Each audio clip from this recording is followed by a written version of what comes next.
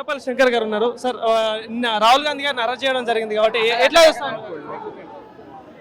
దేశవ్యాప్తంగా విద్యార్థుల యొక్క జీవితాలతో చెలగాట మారుతుంది బీజేపీ పార్టీ, అధికార పార్టీ, కేంద్ర ప్రభుత్వం, ప్రధానమంత్రి. ఇవాళ బాధ్యత రహితంగా ప్రవర్తిస్తూ ఉంది కాబట్టి రాహుల్ గాంధీ గారు విద్యార్థుల తరపున ఒక ప్రతిపక్ష నేతగా వారి కండగా నిలబడి న్యాయం జరిగే విధంగా పోరాటాలు చేస్తూ ఉన్నాడు కాబట్టి పార్లమెంటులో చర్చకు పెట్టే అంశాన్ని చర్చకు పెడతలేరు కాబట్టి ప్రజాక్షేత్రంలో తేల్చుకోవాలని చెప్పి విద్యార్థుల నిరసనకు అండగా నిలబడ్డాడు రాహుల్ గాంధీ గారు. రాహుల్ గాంధీ గారు అహింస మార్గంగా గాంధీ మార్గంలో నిరసనలు వ్యక్తం చేస్తూ ఉంటే హింసను ప్రేరేపించే విధంగా ఇవాళ ప్రధానమంత్రి తీసుకుంటా ఉన్నాడు, పోలీసులు తీసుకుంటా ఉన్నారు కాబట్టి దాన్ని తీవ్రంగా మేము ఖండిస్తా ఉన్నాము.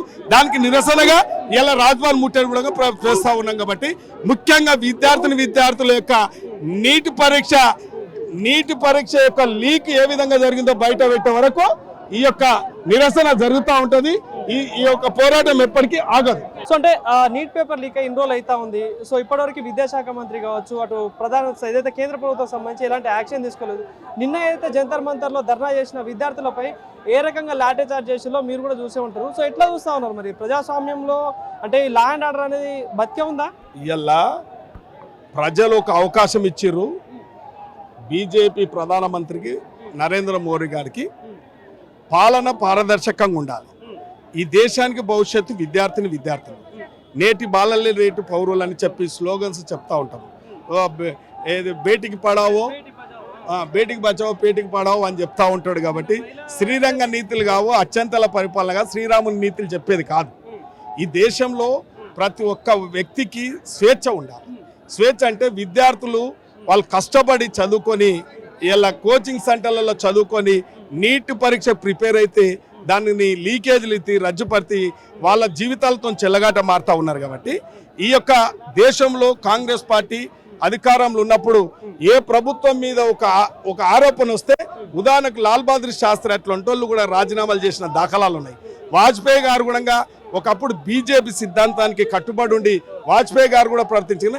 అలాంటి బీజేపీ సిద్ధాంతాలకు తిలోదకాలు ఇచ్చి ఒక అహంకారపురంతో ఆధిపత్యం చెలాయిస్తూ ఉన్నాడు. కేంద్ర ప్రభుత్వం నియంత్రిత దోజంతో ఉన్నాడు కాబట్టి అప్రజాస్వామికంగా పరిపాలన సాగుతూ ఉంది. కానీ ప్రజాస్వామ్యాన్ని కూని చేస్తున్నారు కాబట్టి ఇలా బాధ్యత కలిగిన రాహుల్ గాంధీ గారు పార్లమెంట్లో చర్చకు తీసుకురమ్మని చెప్పిండు.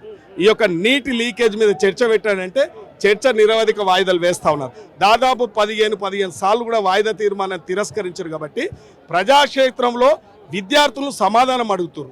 నీటి పరీక్ష ఎందుకు లీక్ అయింది? బాధ్యత గల ప్రభుత్వం నరేంద్ర మోడీ జవాబు చెప్పాలి. లేదంటే జవాబు చెప్పకపోతే బాధ్యత గల మంత్రిని బర్తరఫ్ చేయాలని చెప్పి విద్యార్థులు అడుగుతారు.